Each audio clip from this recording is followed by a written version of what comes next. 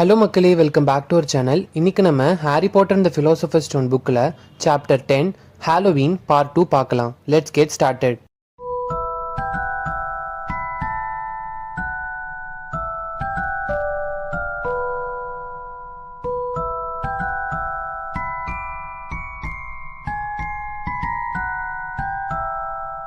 Last பார்ட்டில் ஹாரிக்கும் ரானுக்கும் Hermione பற்றி think பண்ண முடியாமல் ஒரு விஷயம் பண்ணுச்சுன்னு சொன்னோம் இல்லையா? அது என்னன்னா, அது இந்த ஹாலோவின் டெக்கரேஷன்ஸ் தான். 1000 வவ்வால்கள் வந்து படப்படன்னு வாலில் சீலிங்லலாம் பறந்துட்டு இருந்துச்சு. அதுக்கப்புறம் அந்த பம்கின்ல கேண்டில் வச்சு அது எல்லாமே பறந்துட்டு இருந்துச்சு. சூப்பராக இருந்துச்சு அந்த டெக்கரேஷன்ஸ். ஹாலோவின்காக அவங்க பண்ணியிருந்ததுலாம் சடனாக வந்து சாப்பாடு அவங்களோட தங்க தட்டில் நிறைஞ்சுது. டேர்ம் ஆரம்பிக்கிறப்போ நடந்த விருந்தில் நடந்த மாதிரியே இருந்துச்சு. ஹாரி வந்து ஜாக்கெட் போட்டுட்டு சாப்பிட்டுட்டு இருந்தான். அப்போ ப்ரொஃபசர் குரில் வந்து உள்ளே வந்தாரு. அவரு நல்ல மூச்சு வாங்கிட்டு ட்ரோல்ஸ், டஞ்சன்ஸ்ல ட்ரோல்ஸ் அப்படின்னு சொல்லிட்டு தரையில படுத்துட்டாரு. அங்க எல்லாரும் கத்திட்டு இருந்தாங்க, கூச்சலிட்டு இருந்தாங்க. டம்பிள்டோர் வந்து அவரோட வாண்டை பயன்படுத்தினாரு. அதுல சில பர்பிள் ஃபயர் ஃபிளேக்ஸ்லாம் வெளியே வந்துச்சு. அதுக்கப்புறம் தான் அமைதியாவே ஆச்சு. ப்ரீஃபெக்ட்ஸ், உங்களோட ஹவுஸ் பசங்களெல்லாம் டார்மெட்ரிக்கு கூப்பிட்டு போங்க இமீடியட்டா அப்படின்னு சொன்னார் டம்பிள்டோரு. பெர்சி வந்து அவனோட வேலையை பார்க்க ஆரம்பிச்சிட்டான். என்னை ஃபாலோ பண்ணுங்க, எல்லாரும் ஒன்னா இருங்க. ஃபர்ஸ்ட் இயர்ஸ், நீங்க மட்டும் நான் சொல்றதெல்லாம் கேட்டீங்கன்னா ட்ரோல்ஸ்க்கு பயப்படவே வேண்டாம். எல்லாரும் ஒன்னா இருங்க. வராங்க, வழி விடுங்க. ஃபர்ஸ்ட் இயர்ஸ் வராங்க, நான் ஒரு ப்ரீஃபெக்ட், எக்ஸ்கியூஸ் மீ அப்படின்லாம் சொல்லிட்டு அவன் வந்து எல்லாரையும் கூட்டு போயிட்டு இருந்தான். அவங்க படிக்கட்டில் ஏறும்போது ஹாரி கேட்டான், எப்படி ஒரு ட்ரோல் உள்ளே வந்திருக்கும் அப்படின்னு. ரான் சொன்னான், அதெல்லாம் என்கிட்ட கேட்காத, அதுங்கெல்லாம் ரொம்ப ஸ்டூப்பிடானதுங்க. ஒருவேளை பீவ்ஸ் தான் ஹாலோவின்காக விட்டுருப்பானோ அப்படின்னு சொல்லி ரான் சொன்னான். டிஃப்ரெண்ட் குரூப்ஸ் ஆஃப் பீப்புள் வந்து அங்கேயும் இங்கேயும் போயிட்டு இருந்தாங்க, எல்லா டைரக்ஷன்லையும். அப்போ வந்து இவங்களும் வந்து போயிட்டு இருக்கப்போ அஃபில் பஃபோட போயிட்டு இருந்தாங்க. அப்போ தான் வந்து ஹாரிக்கு ஒன்று ஞாபகம் வந்து ரானோட கை பிடிச்சி இழுத்தான். இப்போதான் நான் நினைக்கிறேன் ஹெர்மியோனி பற்றி, அவளை பற்றி என்ன அப்படின்னு ரான் கேட்டான். அவளுக்கு இந்த ட்ரோல்ஸ் வந்ததே தெரியாதுல்ல அப்படின்னா.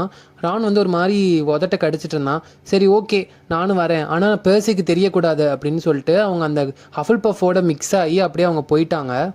அவங்க கேர்ள்ஸ் டாய்லெட்டை நோக்கி போயிட்டு இருந்தாங்க. அப்போது ஒரு சவுண்டு கேட்டுச்சு. அவங்க இந்த கார்னரில் ரானும் ஹாரி நின்றுட்டு ரான் கேட்டான் பெர்சி அப்படின்னா.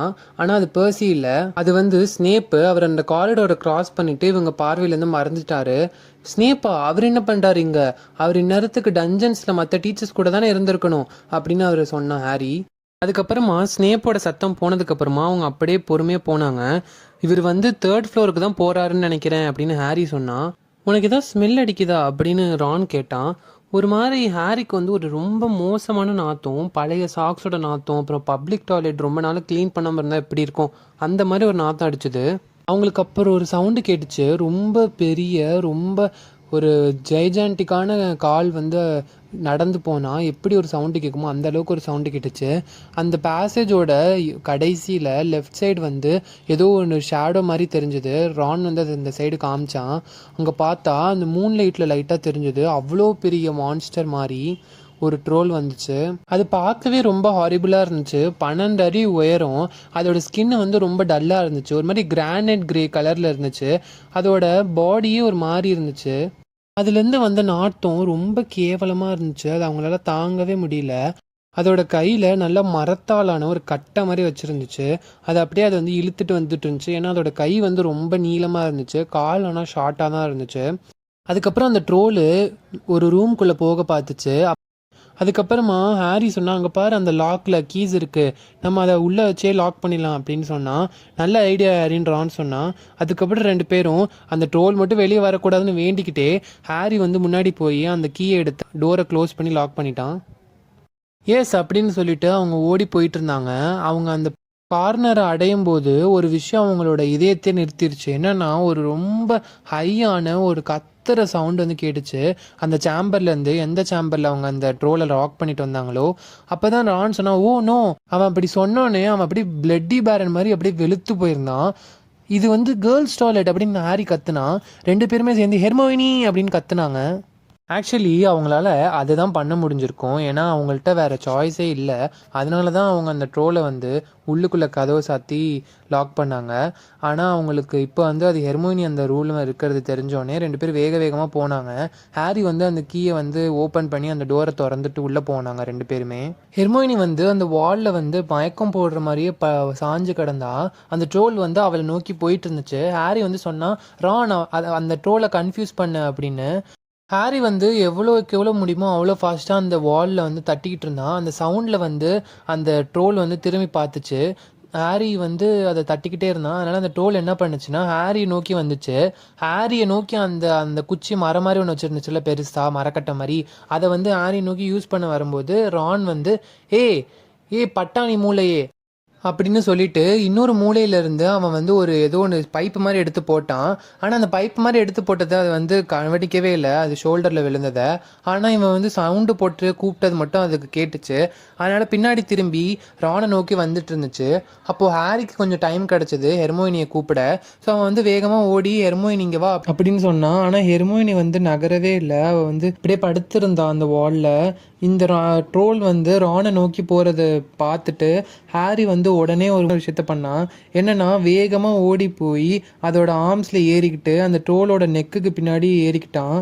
அவன் வந்து மேலே ஏறினப்போ அந்த ட்ரோலுக்கு வந்து உணரவே இல்லை. அதுக்கப்புறம் என்ன பண்ணான்னா அவனோட வாண்டை வந்து கீழே குதிக்கும் போது அவனோட ஒரு வாண்டை வந்து அதோட மூக்கில் போட்டுட்டான். ஸோ அதோட மூக்கு தொலைக்குள்ளே போய் அந்த வாண்டு சொருகிடுச்சு. அது அப்படியே வழியில் கத்துச்சு அந்த ட்ரோலு. அதுக்கப்புறம் ஹாரி அப்படியே தூக்கிடுச்சு.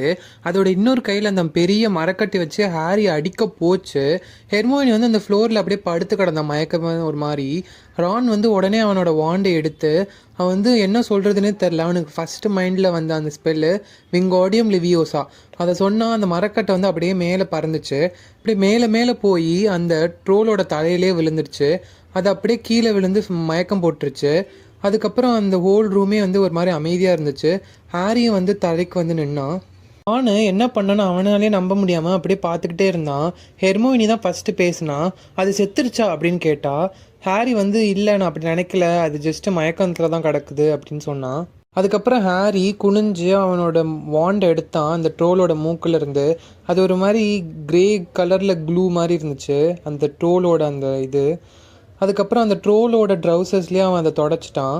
அதுக்கப்புறம் சடனாக வந்து 3 பேர் நடந்த ஒரு சவுண்டு கேட்டுச்சு. அப்போ தான் அவங்க பார்த்தாங்க. அப்போ தான் அவங்க ரியலைஸ் பண்ணாங்க என்ன பண்ணாங்க அப்படின்னு. ஏன்னா கண்டிப்பாக எப்படி இருந்தாலும் கீழே இருக்கவங்களுக்குலாம் ட்ரோல் கத்துனது இவங்க பண்ணது எல்லாத்தோட சவுண்டு கேட்கும். கொஞ்ச நேரம் கழிச்சு ப்ரொஃபஸர் மெகானகல் வந்தாங்க.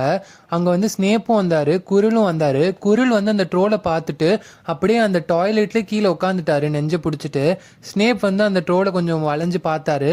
ப்ரொஃபஸர் மெகானகல் வந்து ராணியும் ஹாரியும் பார்த்தாங்க.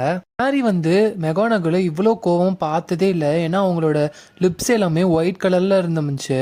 அவன் வந்து நினச்சிட்டு இருந்தான் கிரிஃபண்டோருக்கு வந்து 50 பாயிண்ட்ஸ் வந்து பெற்று தரணும் அப்படின்னு. ஆனால் அந்த நினப்பு எல்லாமே அவனோட மைண்ட்லேருந்து போயிடுச்சு. என்ன நினச்சிக்கிட்டு இருக்கீங்க அப்படின்னு ப்ரொஃபஸர் மெகானகல் வந்து கேட்டாங்க. ஹாரி வந்து ரானை பார்த்தான். அவன் இன்னுமே வந்து காற்றுல அவனோட வாண்டை வச்சுக்கிட்டே நிற்கிறான். நீங்களாம் லக்கி, இந்நேரம் நீங்கள் செத்துருப்பீங்க. என்ன பண்ணிட்டு இருக்கீங்க இங்கே டார்மெண்ட்ரியில் இல்லாமல் இங்கே அப்படின்னு கேட்டாங்க மெகானகல். ஸ்னேப் வந்து ஹாரியை பார்த்தாடு. உடனே வந்து ஹாரி வந்து கீழே குனிஞ்சிட்டான். ஹாரி வந்து விஷ் பண்ணிக்கிட்டான். ஐயோ ரான் மட்டும் இப்போ அவனோட கையை வந்து கீழே வைக்கணும். அவன் அப்படியே அந்த வாண்டை பிடிச்சிட்டே தானே நின்றுட்டு இருந்தான். அவன் கையை கீழே இறக்கணும் அப்படின்னு விஷ் பண்ணிட்டு இருந்தான். இப்போ கரெக்டாக ஒரு ஸ்மால் வாய்ஸ் வந்து பின்னாடி ஷேடோஸ்லேருந்து வந்துச்சு. ப்ளீஸ் ப்ரொஃபஸர் மெகானகல், அவங்க என்ன தேடி தான் வந்தாங்க அப்படின்னு கேட்டுச்சு. மிஸ் கிரேஞ்சர் அப்படின்னு ப்ரொஃபஸர் மெகானகல் சொன்னாங்க. ஹெர்மோயினி எப்படியோ கடைசியாக கொஞ்சமாக எழுந்து நிற்கிறதுக்கு ட்ரை பண்ணி கஷ்டப்பட்டு எந்திரிச்சு நின்னா. நான் இந்த ட்ரோலை பார்க்க தான் வந்தேன். ஏன்னா நான் நினச்சேன் நான் இதோட டீல் பண்ண முடியும், நானே இதை சமாளிச்சிருவேன் அப்படின்னு. நான் இதை பற்றிலாம் புக்ஸில் படிச்சிருக்கேன் அப்படின்னு சொன்னான்.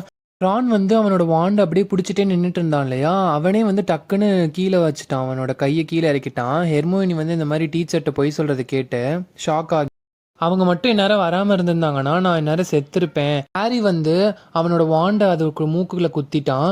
ரான் வந்து அதோட ஓன் கட்டையை வச்சே அதை வந்து மயக்கம் போட வச்சுட்டான் அப்படின்னு சொன்னான். அவங்களால வேற யாரையும் கூப்பிட முடியல, ஏன்னா அவங்க வரப்பயே அது வந்து என்னை கொல்ற அளவுக்கு வந்துருச்சு அப்படின்னு சொல்லினான்.